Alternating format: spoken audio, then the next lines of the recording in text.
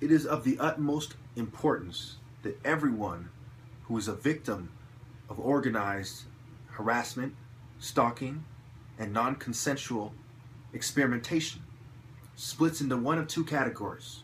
You have to make up your mind, and you have to do it very well. One is nonviolence, and one is violence, extreme violence. Okay, if you're going to do nonviolence, go all the way with it. There's no half-stepping here. If you're going to be violent, be very, very violent and very effective. And we need to support each other. We need to say that I'm right for being violent, and they're right for not being violent, because we have a common enemy, and I could have easily been them, and they could have easily been me. These are very logical ways to deal with this.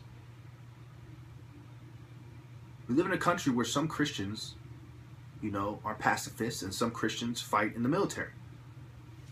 Believe it or not.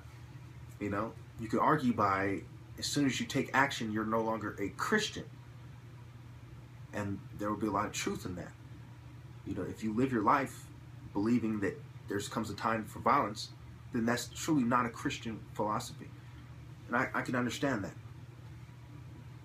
But, I've been put in a situation where I personally consider myself a Christian for the most part, except for the lack of proof that Jesus said this, that, or the other thing leads me to the conclusion, when I search my soul, that there comes a time for war. And even in the Bible, there's scripture, I believe in the Old Testament, that I've read, or it might have even been in James. I'll find it for you. It says, a time to kill, and a time to heal, and so on and so forth. I believe it was the Old Testament, actually.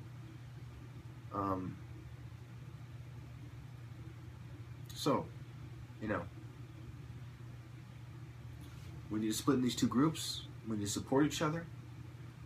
And we can't let the other group be played out.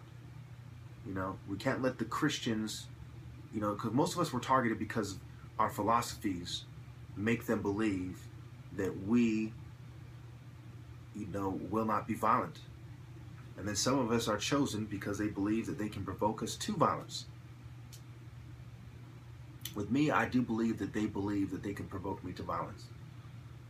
I believe they have several different, they consider all the outcomes, and they decided, well, either they can provoke me to go to the nut house, they can provoke me to fight with my family and get kicked out, or they can provoke me, and maybe commit suicide, or they can provoke me to violence. Either way, it fits one of their agendas. It's of the utmost importance that we identify what their goals are, and we turn this around against them. When all is said and done, their New World Order agenda needs to be disrupted. They need to be frustrated. People among them need to be fired because they failed in a very horrible way that exposes what they're doing. When all is said and done, some of us need to be very strong Christians who are very resilient, who have strong, potent fidelity, longevity, and continuity. Shining examples of what a Christian needs to be. And others of us need to be shining examples of what a militant should be. We need to show these people that we are better than they are. We are more dedicated than they are. Be very dedicated to nonviolence, or be very dedicated to violence. Those are the two hands of the resistance. And both of them are dealing blows, equal in measure. But I urge you, I implore you, if you are going to be nonviolent, you do it very, very well. Okay? Because some of us are going to die resisting this. Some of us are going to lay down our lives for what is right. We're going to die actively engaged in the enemy. Keep that in mind when you're doing what you're doing. Be very passionate, very educated. Immerse yourself, total immersion in Scripture. Truly be a powerful spiritual being. If that's the route you're going to take, be very good at it.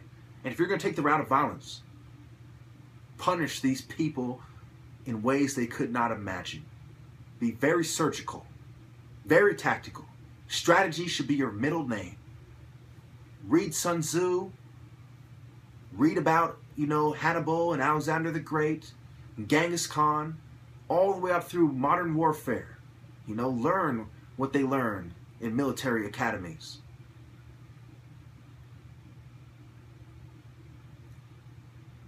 Understand all forms of warfare. Learn how to fight these people effectively. Learn the difference between cannon fodder and a high-valued target. Learn to identify their weakness and to crush them, crush their spirit, cut the head off the snake, so to speak. Obviously, we cannot win a battle, a war of attrition, but we can win a surgical war where whenever we lose somebody, it costs them dearly. It costs them lives that they cannot afford to lose. It exposes them. We need to take them out while forcing people to ask themselves, why are these people being targeted? Not only the targeted individual, but the victim of the militant wing of the resistance.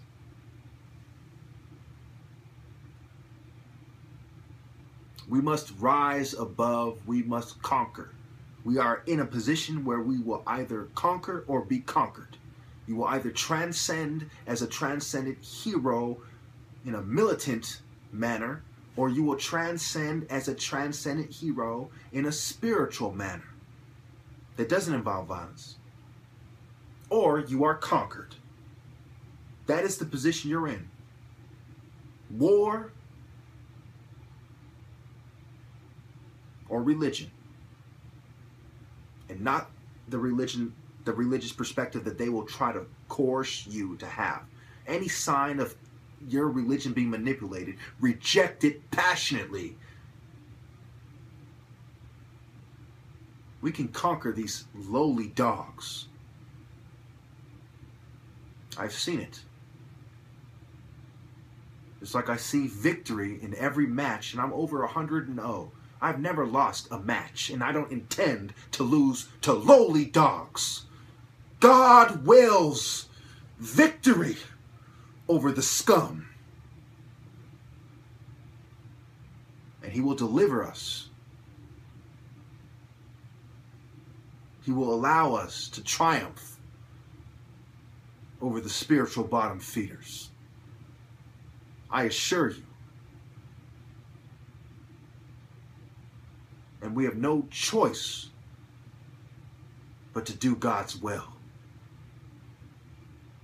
For ourselves, for the innocents in humanity, for the innocent, for the fallen revolutionaries, for everything that is right, virtuous, and true, we will transcend in one wing or another. And I myself will keep an eye out, and I will participate in both. So, about me needing to be in the psych ward or anything like that? Yes, he did. Well, did he try to get you to help him get me to the psych ward? Because you all basically. So he asked you to help piss me off so that I go to the psych ward? Yeah. Wow. And so about me needing to be in the psych ward or anything like that? Yes, he did. Well, did he try to get you to help him get me to the psych ward? Because you all basically. So he asked you to help piss me off so that I go to the psych ward? Yeah. Wow.